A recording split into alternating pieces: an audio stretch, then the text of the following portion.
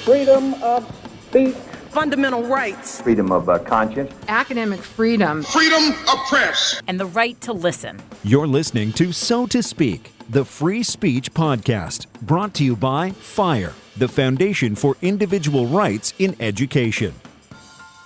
All right, welcome back to So to Speak, the free speech podcast, where every other week we take an uncensored look at the world of free expression through personal stories and candid conversations. I am your host, Nico Perrino, and I'm back in FIRE's Philadelphia studio today to chat with my colleagues about FIRE's 2019 10 Worst Colleges for Free Speech list. Welcome, everyone. Thank you, Nico. I guess I should introduce you all. This is Will. Will is the Senior Vice President of Legal and Public Advocacy here at FIRE. And across from him is Sarah McLaughlin, who is a Senior Program Officer for Legal and Public Advocacy. And next to her is Adam Steinbaugh, who's the Director of FIRE's Individual Rights Defense Program. So before we run down this list, we should probably get a few preliminary items out of the way. What is the list? Why we do the list? How we structure the list? Let's start. Oftentimes we'll put the list out there on Twitter and people are like, oh, my university is the worst college for free speech because it happens to appear first on the list. Yep. This isn't the case, right, Will? I mean, it might be. I mean, you know, we did have a little bit of discussion of order, but no, they're not presented in terms of severity. You know, there's no Richter scale that we can say, oh, you got an 8.8, you're at the top of the list. I think it is important for every school to know that they earned their spot. And no schools are better than others. If you're on the list, that's it. Yeah. And Sarah, we include both public and private colleges on the list. It's part of FIRE's mission. We look at both public and private colleges, but there's an important caveat to that, right? Are you looking at Liberty? Is that what you're reading? Yeah, well, we can get started and talk about Liberty University, which is one of the schools on the list and one that you've written about in the past for FIRE. Well, Liberty is an unusual one this year because normally our list is for public schools, which have to abide by the First Amendment, and private schools that promise free speech. Liberty is kind of an interesting one that's on here this year because Liberty does not promise free speech in its policies, but its president, Jerry Falwell Jr., has made a pretty strong statement that his university, I can actually read it for you. It's a good one. Yeah, he says it's not like other universities in the country who censor speech. Yes. Or that censor speech. Mm-hmm. Yeah, he said, like, unlike liberal schools, we don't censor conservatives for speaking out. We don't censor things like that. But as it turns out, Liberty does indeed censor, unlike what Jerry Falwell Jr. said. For a few years now, the student newspaper, the Liberty Champion, has been under pretty severe censorship by the administration. It started in 2016, according to this report from World Magazine, which I believe is a Christian newspaper. Yeah. But it started out when a student tried to write about Donald Trump's leaked Access Hollywood tape, where he bragged about grabbing women's genitals. A student tried to write about that, and Falwell Jr. was not pleased, so he cut it because he didn't want that in there. And these kind of things have continued happening into 2018. A student tried to write about unmarried pregnant students. It was censored. Another of his articles was censored. And it actually culminated in the dean of the School of Communication and Digital Content, Bruce Kirk, giving this really incredible comment to staffers. I'm going to read it in full because the entire thing is amazing. Your job is to keep the LU reputation and the image as it is. Don't destroy the image of LU. Pretty simple, okay? Well, you might say, well, that's not my job. My job is to do journalism. My job is to be First Amendment. My job is to go out and dig and investigate, and I should do anything I want to because I'm a journalist. So let's get that notion out of your head, okay? I have that tattooed on my arm now. So we decided to write to Liberty in August of last year and explain to them, you know, you have your president saying that Liberty is a school that respects free speech and doesn't censor students. And then you have a dean of your communication school telling students their job is not to, quote, be First Amendment.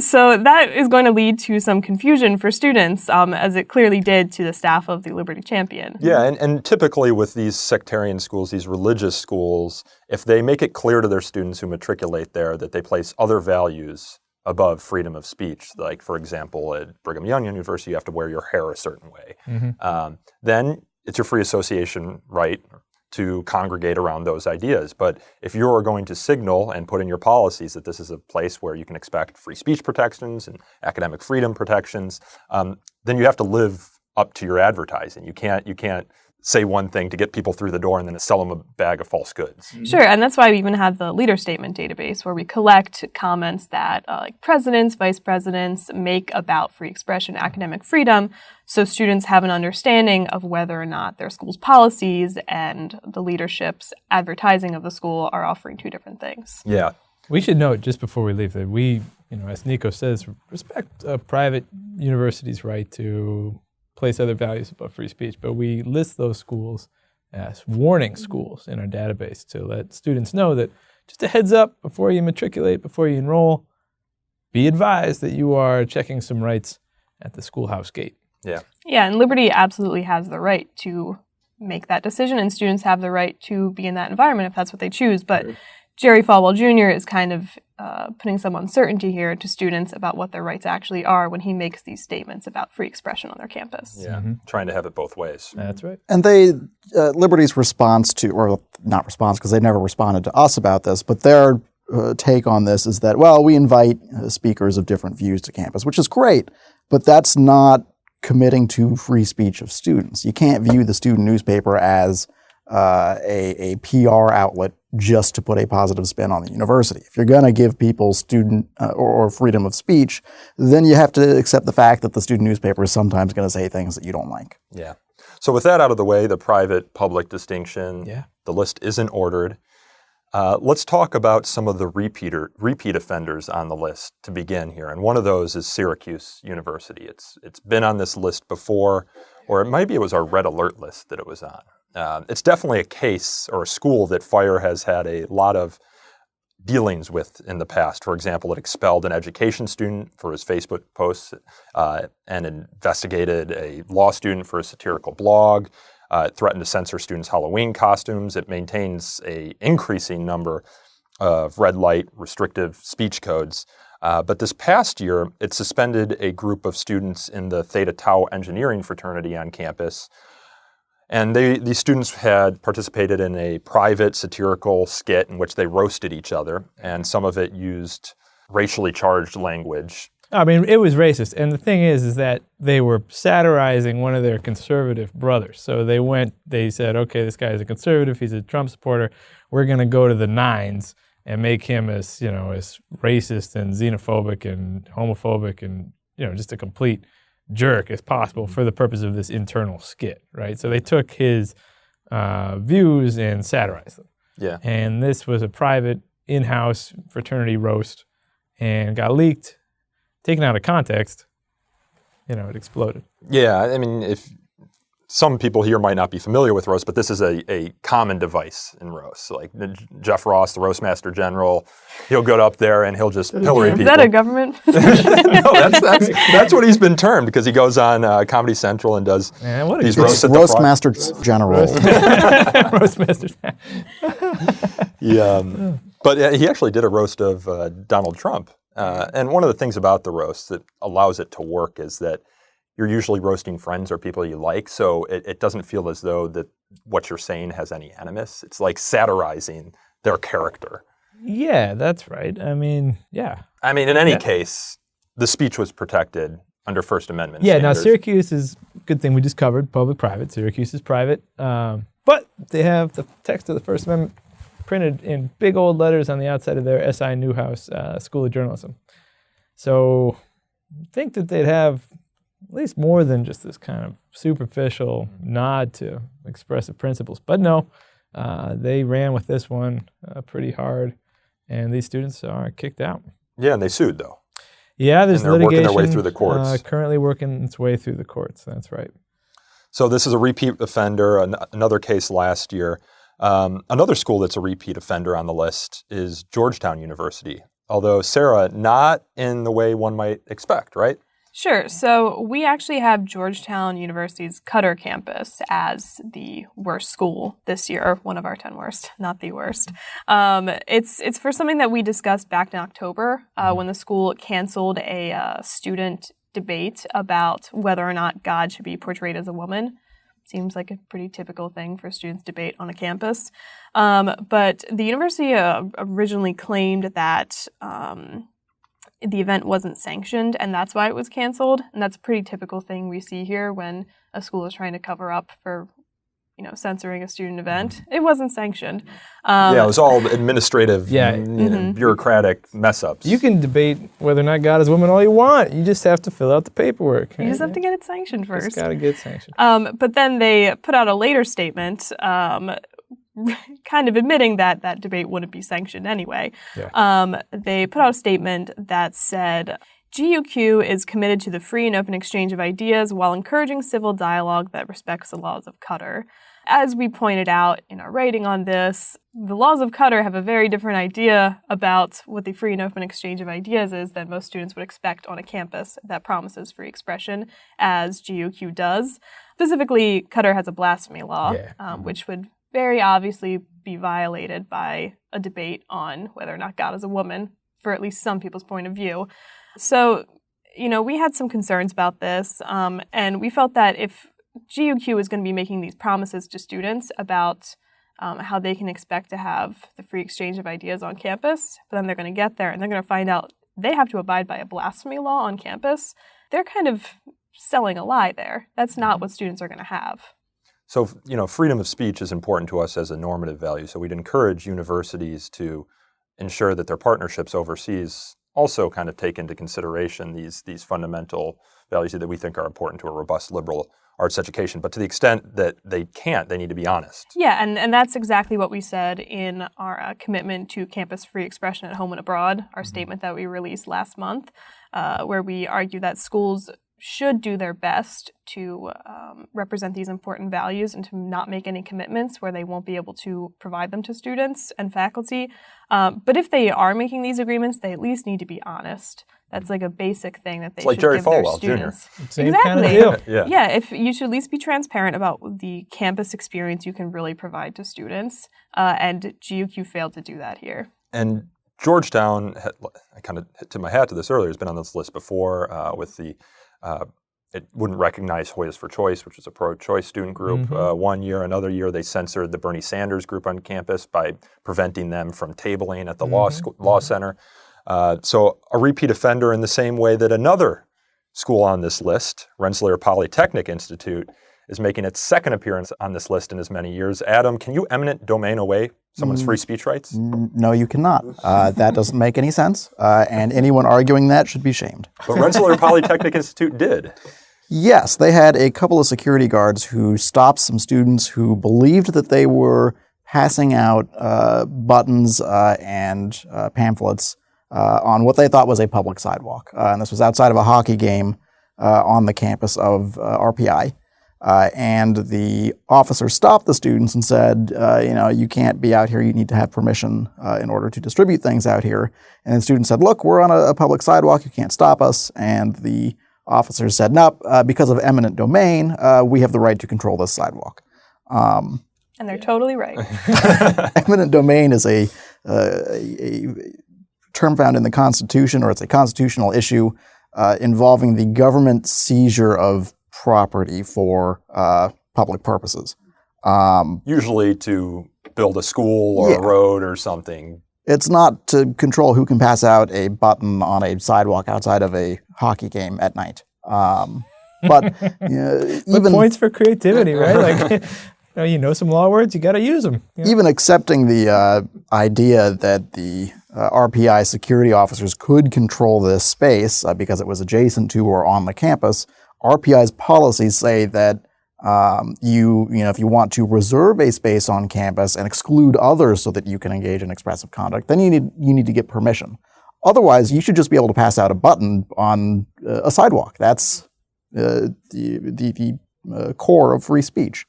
Yeah, isn't that against the rule, against perpetuity, though? Handing out buttons. I mean, what's next? Quartering soldiers. I think there are some tariffs on this that we need to discuss. Is that a substantive due process right, or what? or privilege or immunity. I think Listen, if that's the an emolument, students, and I won't have it. if the students were passing out buttons to try and raise an army, that's properly the province of Congress. Okay. All right. I'm glad we got that cleared up. But this is a pattern at RPI, Yes. and the students were handing out buttons in protestation of the university trying to take over the student union. Eminent domaining it, you might Yeah, say. eminent domaining it, which they've been trying to eminent domain for years at this point. Yes, that's true. The student union there has been around for about a century, and it's one of the very few left in the country, if not the only one left in the country, that students are supposed to control. And It's really a preeminent organization, one would say. it is. It's properly the domain of the students. So the institution has been trying to increase their control over this organization and this student union. And the students have been trying to, quote unquote, save the union. It's straight out of an 80s movie. And you have these people who are acting like cartoon villains trying to crush the voice of the students who are trying to save their union. It's absurd the lengths that this institution has been going to try and stop this. And hopefully they will wake up one day and realize that their policies keep getting them into trouble. They keep invoking the Streisand effect, and hopefully they will reform these policies. Do we know what they want to do with the union? The Make money out of admins? it? I'm thinking they want to if it's going to be an 80s movie, they bulldoze it to create some terrible new condos or something like that. Or a parking garage, maybe. Parking garage. Call up Hayden Barnes. Hayden, you watching this one? Valdosta State University. We have one more school that makes a repeat appearance on this list. A couple years ago, in 2013, Dixie State University in Utah Oh, man. was on this list because it tried to ban the use of the Greek alphabet. It said, yeah, you can have a fraternity or sorority, but you just can't use the Greek alphabet to name your fraternity, Sigma, Alpha, Epsilon, or whatever. Dixie State. Yeah. So throwback for those of us who have been here at Fire for a while. Also, we sued them. Yes, we did sue them. They had a free speech zone, Yeah. and they confined student speech and the passing out of flyers to that free speech zone. We sued them in 2015 and settled the lawsuit and reformed the free speech zone policies. That's right. That's right. But most recently, Dixie State University, which we should note for listeners and viewers, is in Utah. yes, And if you want a fun is maybe not the right word, but an interesting 3-minute excursion to Wikipedia, check out the entry about how Dixie State got its name. Because Utah was not fighting for the Confederate States of America. Utah and Dixie are kind of two foreign concepts to each other in terms of history. So I won't spoil it for you, but it's worth the time. You got one thing wrong. No Wikipedia excursion is only 3 minutes. That's true. That's true. That's true. and Donate to notice Wikipedia. no discussion of Dixie State is just 3 minutes either, because their misdeeds compound each other. Yeah. So to kind of tell the story of why they ended up on this year's list, we need to start with what happened in spring of 2018 when they abruptly fired a tenured music professor named Ken Peterson. Yeah. He was terminated along with another faculty member for discussing the college's tenure bid process. Yeah. Inside Higher Ed, one of the trade publications in the higher education space, reported that there were widespread concerns within the faculty at Dixie State that the charges were trumped up and they were seeking to oust the professors for political reasons. I don't know that either way. That's just kind of part of the conversation on campus. In any case, the Utah system of higher education ruled that Peterson should be reinstated, and Dixie State said it wholeheartedly supported that decision, although it didn't when it fired him. The university, in seeking to process the reinstatement, presented Peterson with a wildly unreasonable last chance contract, which placed as a condition of his reinstatement that he would be stripped of practically all his free speech and academic freedom rights. Yeah. They said to him, you can come back, but you can't talk poorly about the school. And there's this kind of laundry list of verbs. Have we ever seen that before? No. John Carl Wilson over at the Academe blog said it's one of the most extreme violations of academic freedom and free speech he's ever seen. Yeah, it's up there. John is right on point with that. the wild thing is that, so yes, as Nico says, so you have the professor fired under dubious reasons. Faculty says, this is way too harsh. You can't fire him. Utah State Review says, okay, you shouldn't have fired him. You can impose some kind of agreement to make sure he doesn't happen again. And then Dixie State's council comes back with this extremely restrictive agreement and basically wants him to check all his rights at the door.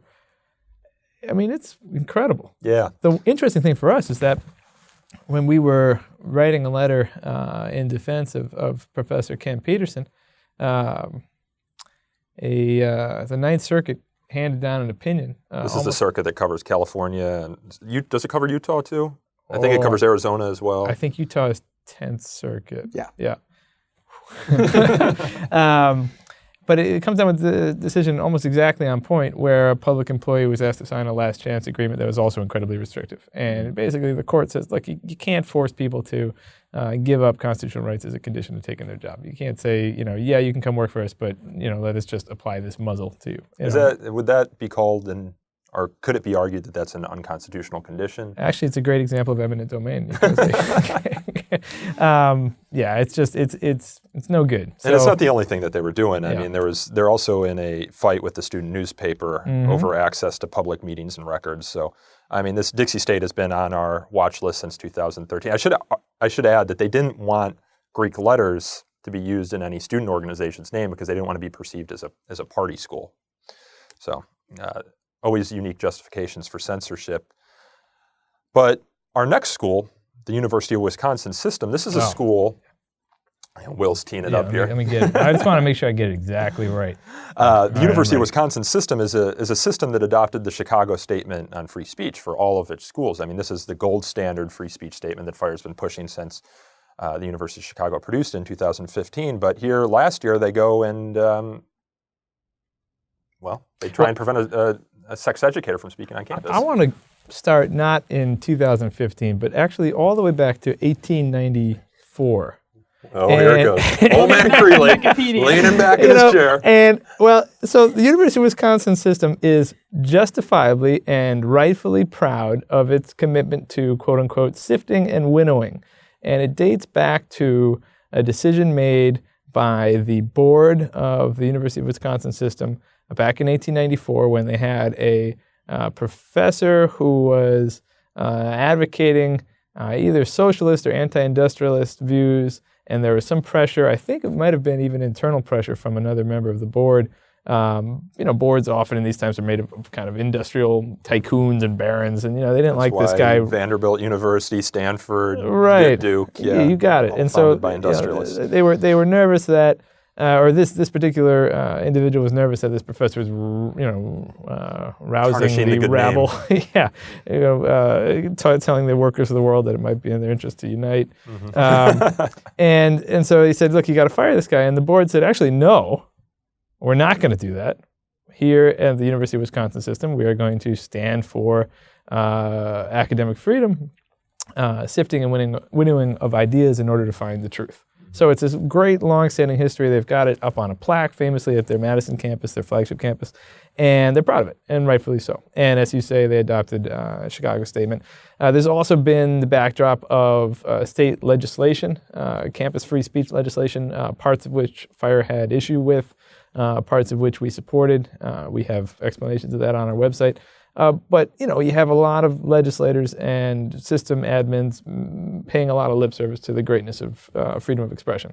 So, taking them up on that invitation and believing that the commitment to free speech was a good and admirable thing and should be taken out for a test drive, the chancellor of the University of Wisconsin La Crosse, a man by the name of Joe Gow, invited a sex educator and former adult film star named Nina Hartley, who's also a nurse, so don't want to sell her short, to come to campus to give a lecture as part of the La Crosse campus's Free Speech Week. And the lecture was on, I want to say, something like the myths, the illusions of the adult film industry. It was a critical examination of adult films. And it was well attended, students asked good questions. Seems like it went off without a hitch until the president of the University of Wisconsin System, a guy named, I think his first name is Ray Cross. Ray Cross caught wind of it and wrote a scathing letter to Chancellor Gao. He's effectively Chancellor Gao's boss, saying that he had personal underlying moral concerns. But even setting those aside, he was deeply disappointed by Gao's decision to actively recruit, advocate for, and pay for a porn star to come to the La Crosse campus to lecture students about sex and the adult entertainment industry. In the classic phrase of every censor, he said, we have a commitment to freedom of expression and public discourse, but as Chancellor, he said Gao needs to exercise better judgment when dealing with matters such as these. In other words, yeah, you've got free speech up until the point you invite someone. But you can't winnow. That's right. You can sift. A lot of sift, but no winnow. You have free speech up until the point you invite someone to campus who offends me or maybe others or maybe powerful people in the legislature. Who knows what? So free speech is nice, but leave it in the garage. This is kind of an old school throwback case like RPI. I mean, the Comstock Act. Right. Yeah, I mean, no longer exists. It's been ruled unconstitutional. I mean, the Comstock Act was the act passed in the 19th century. Yeah, this is straight up, classic 1980s movie censorship, right? Like, well, we can't have that around here. So it wasn't just a letter, although that letter was placed in Gao's personnel file. It was also... What, didn't get a raise? Didn't get a raise. The letter will be considered in all future financial compensation considerations. He's also having his discretionary fund audited. I mean, it is a chilling message to not just other chancellors, but also all faculty and students within the University of Wisconsin system. Yes, you have free speech, but only if that free speech comports with the president's underlying moral concerns or, some unspecified imagination of what it is okay to talk about. It's textbook chilling effect, and I, for one, find it outrageous. I think they earned their spot on the list, and they should be ashamed. It was a pretty high-profile case, too. I mean, it was covered in a lot of state media. Yeah, I'll just note the same thing I've been telling reporters about this one. A lot of the reporting, is focused on Hartley as former adult film star, and you can see in that quote I read from Cross, he calls it, porn star. But she has a much broader resume than that, and it's reductive and I think demeaning and really kind of an insidious example of spinning to just say, hey, this is porn star on campus. I mean, it suggests that there's something else going on, and she's there to deliver a scholarly lecture. But aside from that, I mean, the porn industry is a multi-billion-dollar industry that has a lot of cultural capital, for better or for worse, whatever your belief is, in the United States. And the idea that you can't discuss it, or you can only discuss it without the principal. Oh yeah, to be clear, like if she was quote unquote just an adult film star, right, and that was the sole credit on her resume, she can still come in and talk all she wants, right? I mean, that's the point. We've defended, actually, adult film stars coming to campus in other contexts. James Dean at Pasadena State College, I want to say. Yeah, I remember that? Vaguely. I know we've had these cases before. Yeah, that was a while back. We could put together a little mini segment on cases that Fire has defended involving the adult film industry. That'd be worthwhile. Anyway, but yeah, so it's a bad case. They earn their spot. Next. The next one is another high-profile case, perhaps the most high-profile case on this list from last year, and it's the University of Kansas case. For those not familiar with it, on July 11th of last year, Kansas officials removed an outdoor, and when I say Kansas officials, I mean administrators at the University of Kansas, removed an outdoor flag art display that appeared on campus, and they removed it under pressure from Governor Jeff Collier and other politicians, including, I believe, the Secretary of State, who demanded that it, quote, be taken down immediately. And they argued that, quote, it was a disrespectful display of a desecrated American flag on the KU campus, and this is absolutely unacceptable. Former governor, right? Pretty sure. No longer governor. Censorship does not pay. Yeah, well, to describe the flag a little bit, it was a stylized flag meant to reflect a deeply polarized country. So it was an American flag. It had, like, was it a picture of the United States? It was, I think it was a dripped painting on top of it, like a dripped black painting. There's a sock there too, I think. And there was a sock. Yeah, and it was part of a rotating art exhibit that was happening all across the country. And I think that Kansas had even participated in previously. Mm-hmm. Every month they got a new flag, if I remember correctly. Yeah, but I don't think all of them were the American flag. No, I think you just different variations on it. Yeah, we've got a write-up of it on the website.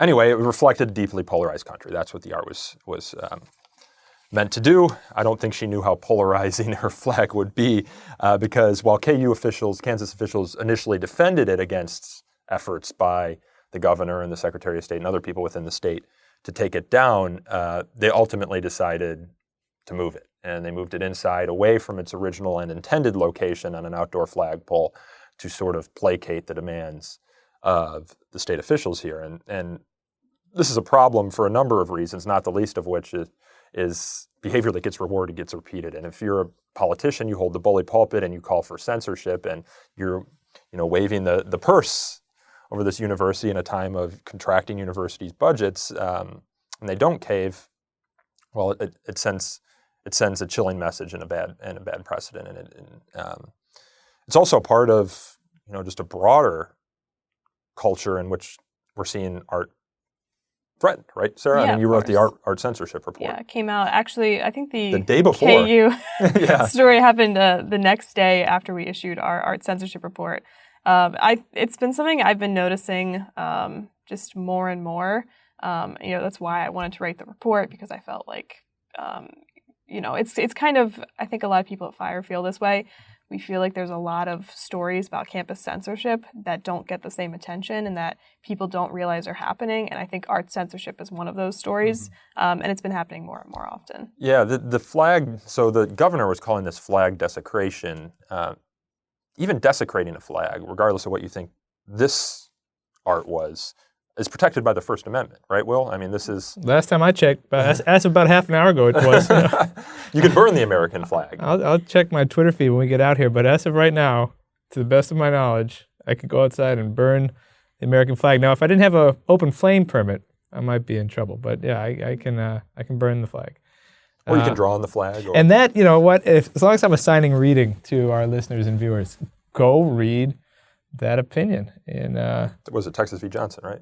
Yeah, it's a great one.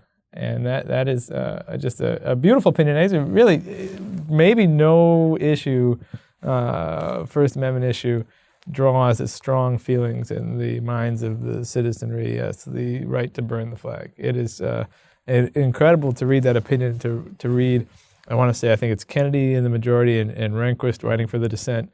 The passion of both in defending their viewpoint is really something to behold. And I think Scalia voted with the majority in that case, and up until his death, he's like, he would always point to that as being like, I'm a free speech defender. I voted for flag burning. Right. And this great conservative icon. It's a really interesting opinion. Yeah, and but it's because of its polarizing nature, the right to burn a flag, I think, is one of the better known facets of First Amendment freedom, right? It kind of shows you the contours and the depth of our commitment. So you'd think that if you're running for high office, if you're running for the governorship of Kansas, that you'd know about that and at least want to pay it some lip service. But because of the passion that the flag inspires, it's also an easy issue to demagogue around, and I think that's what happened here. Free speech turning into a political football. Wow, when does that ever happen, right? Well, yeah, First time. I think it's a winning issue in conservative states. There was I was at an event with David Cole, who's the legal director at the ACLU, and he was talking about, I believe it was about this case, and it was handed down from the court at the end of the term, as is often the case with controversial cases in the Supreme Court. It comes down at the end of June. And I believe it caused such an uproar in Congress. I was very young when this opinion came, right. that Congress actually called back into session on July 4th in order to vote on a resolution that condemned the ruling, or to vote on something that would try and roll it back. Not that they could, because it is a constitutional concern. But I found that some very interesting history when we're talking about politicians demagoguing on constitutional issues. There's a follow-up case where they passed the law that attempts to deal with it, and then Johnson and others in different states, as soon like at 12:01, the day the law takes effect, they burn flags again and are promptly arrested. So it went right back up. It's a companion case to it, which I'm blanking on the name of. But yeah, I'll try and get it in the show notes. But Kansas has kind of been on our radar for many years, dating back to 2014, when they approved a social media policy in the wake of a controversial case there involving a professor's, I believe, tweets about the NRA. Yeah, Donald Guth, I think was his name. Shame on the NRA or something like that. God damn the NRA. Yeah, like it was something in the wake of a mass shooting. In wake of a mass shooting. But anyway, for our purposes, they passed a social media policy, which is one of the most restrictive that we've ever seen, and it applies to actually all member institutions within the Kansas system, and it restricts any speech on social media that, quote, impairs harmony among coworkers. Yeah, someone would have been fun taking a picture of the flag and tweeted it out. A faculty member. That would have been fun. Yeah. I mean, someone might have. We just didn't catch it. But policy. the policies, is still on the books today, so they would be subject to it. Adam talked about the Streisand effect before. I bet you more people saw that flag than would have seen it had the gubernatorial candidates not made an issue of it. Yeah. So the next school on our list is the University of North Alabama, and Adam, I'm going to turn this one over to you to kind of discuss. It involves student journalists, and this is the year of student journalists, right? That is the year of the student journalist. Say hello to our friends at the Freedom Forum of the Museum and the Student Press Law Center. It is the year of the student journalist. And stay tuned to FIRE's website, thefire.org, for more on that. Yeah, they have some programming going on about it. I'm going to try and get a podcast that focuses on student journalism. But over at University of North Alabama. It's also located in Utah. North Utah? Sorry. It's tough to be a student journalist at North Alabama, huh? Yeah, especially as of late. At University of North Alabama, the student newspaper caught wind of a professor who had been banned from campus and a university vice president who had suddenly resigned with little to no explanation. So they asked for the personnel files under the state's public records laws, and the administration said no. So the newspaper wrote about the denial of access to those records, and then the provost met with the student editors and the newspaper's advisor to kind of chide them about their coverage and about the issue. Shortly after that meeting, the advisor learned that his position was suddenly going to require the qualification of having a PhD, and lo and behold, he did not have a PhD. But he did have a lot of experience, right? He had close to 3 decades of professional newsroom experience and experience with journalists. So it looked an awful lot like retaliation for the student newspaper covering things that the university did not really want to have investigated. And the university came back and said, no, we've been planning for years now to transition this position over to requiring a PhD. And they produced some emails that they said documented their track record or their history of trying to change this position. And that, reading the emails, it's hard to see how those actually support their position. It actually seems to kind of undermine it. Because it shows the university responding to critical coverage or coverage that the university was not really fond of. So we've traded a couple letters with the university, and they have not taken us seriously. They have not taken this issue seriously. And it looks an awful lot like they are retaliating against this advisor in order to put pressure on the newspaper. Is the advisor still on staff? Yes. He hasn't left yet, but he's got a timeline that has a definite end. Yeah. Unless the university reverses course, which we hope they would do. Do you really feel like we can comment on this without actually visiting the University of North Alabama? Fairly recently, someone at the university criticized our putting them on the 10 worst list and how the student newspaper covered the university being placed on this list, and criticized the fact that we had not gone down to the university to see firsthand their campus and what the state of free speech is like down there. So you look at all these people talking. It's fine. Yeah, it'd be great. Except here's the thing. They also have a policy at UNA, or had, it's unclear whether or not they still have it, but they required statements to the media to be vetted by the administration. So if we went down, we see a lot. Yeah, North Korea. Yeah, maybe if we want to go to University of North Alabama, they'll give us a propaganda tour of campus. No kidding.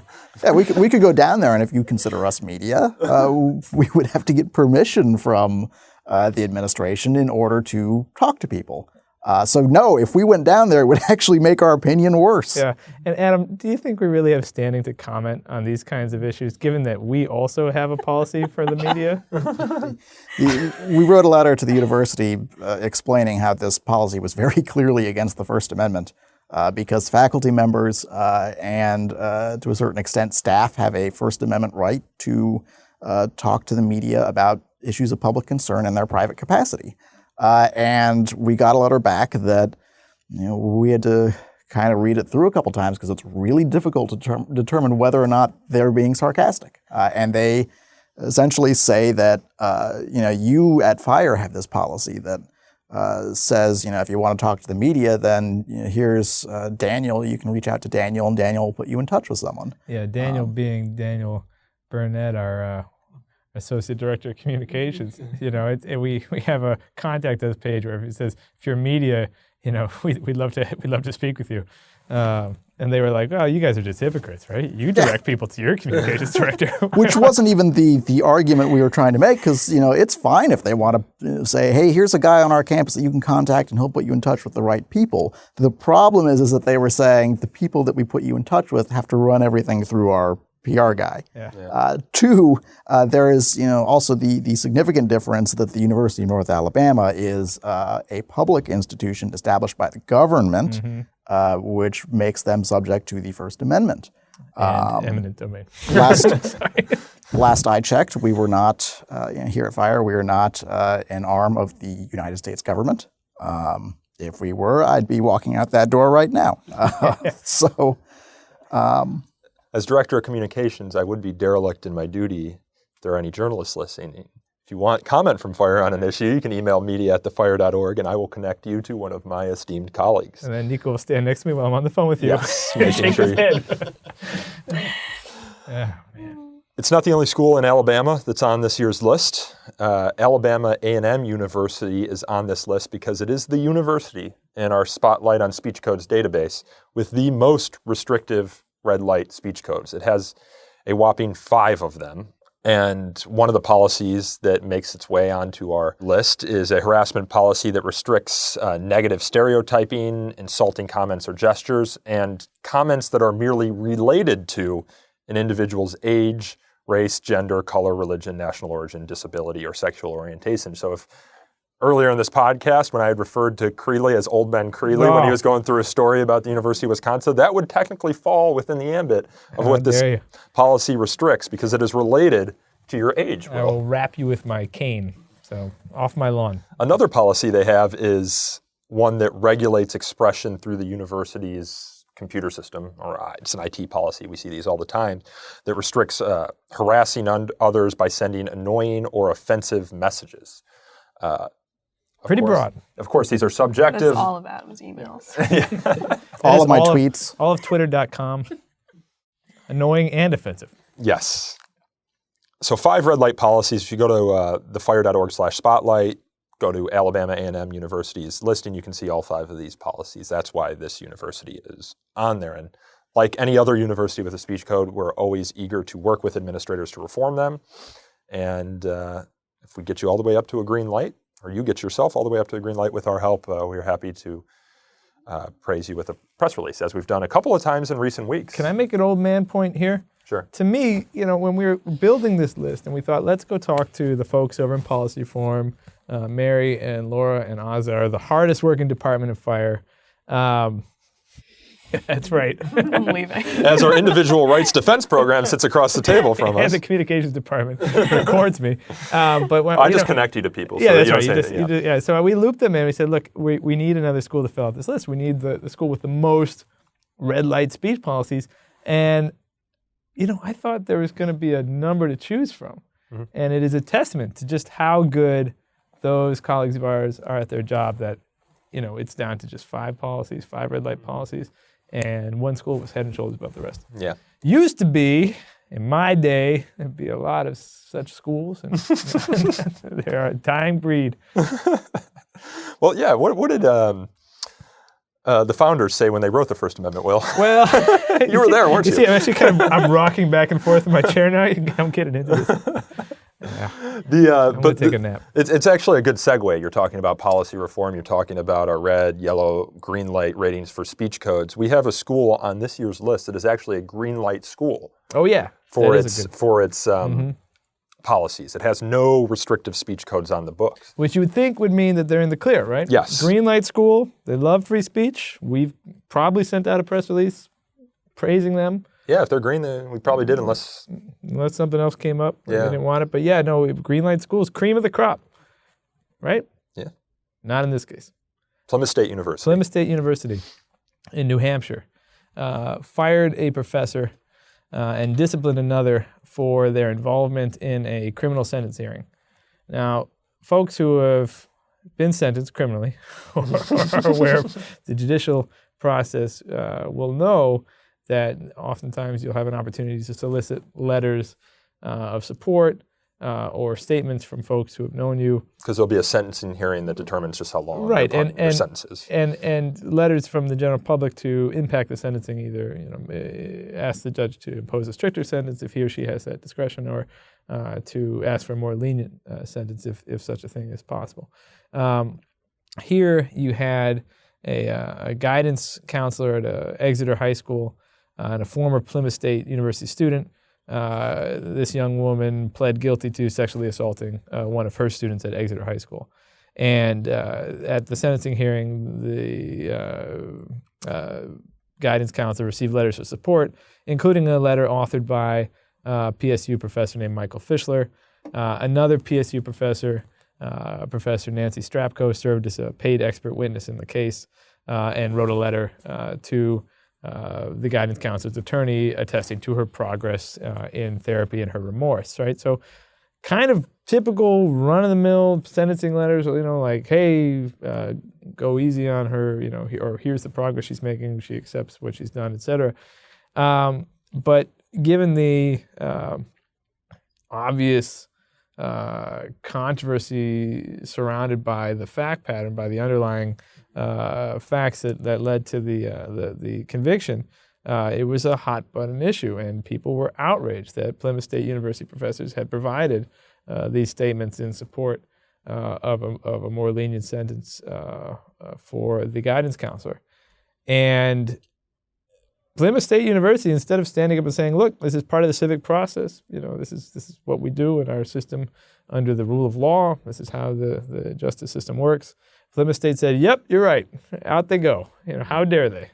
And again, setting aside, as one must, the underlying context and just thinking about the principle being said here, what Plymouth State University has done is saying, green light rating be damned, if what our professors do in their public lives or in their private lives about participating in the public process of a civic proceeding like a criminal sentencing hearing, if that offends enough people, we'll fire them. Yeah. And that is chilling. I mean, that is just shocking to us. Yeah, these faculty members were trying to provide more information to the court about someone who was found guilty of a crime at the court's request. I mean, the court actively solicits this sort of information from anyone who's willing to provide it. And for doing that, these folks lost their jobs. I mean, it's a chilling precedent for anyone who cares about the integrity of our criminal justice system. Yeah, and as Adam was alluding to before, professors at public universities retain their right to speak out as private citizens on matters of public concern, broadly speaking, generally speaking. And a sentencing hearing in a high-profile, controversial case like this, it certainly qualifies as a matter of public concern. And we should say, I don't know if you mentioned this, Will, that the person being sentenced here was a former student. I did, yeah. Okay. So, I mean, it's just a shocking abdication of their responsibility as a public university to respect First Amendment rights of faculty. So they earned their spot on this list. The green light rating is great, but the written policies have to match the practice on the ground. And in this instance, it did not. It shockingly diverged from that green light. So that was the last school on our list. what a diverse list of schools and cases. I mean, let's just run down the list again. Rensselaer Polytechnic Institute, University of North Alabama, Syracuse University, Alabama A&M University, University of Kansas, Dixie State University, Georgetown University in Qatar, Liberty University, University of Wisconsin, Plymouth State University. I mean, a lot of these aren't culture war cases. Student journalists, lots of speech codes, international speech, with intersections with blasphemy law. Yeah, it is a sparkling constellation of censorship, a real cornucopia. But they are all in Dixie. When you look at them listed like that, it really prompts the burning question that I know is on the minds of all of our listeners. That's 10 bad cases of censorship on campus. Is it a crisis? We can't get into that one right now. Yeah. We've already done 2 podcasts on that. We can't do a third. But I urge our listeners or our viewers, because this is going to go up on YouTube as well, to visit the list at thefire.org. Yeah. Just type in the search bar 10 worst colleges for free speech, or go to the listing for this podcast. And can I just say one more thing on that? Sure. As long as you're not going back to the 19th century. I'm going to be good. Well, almost.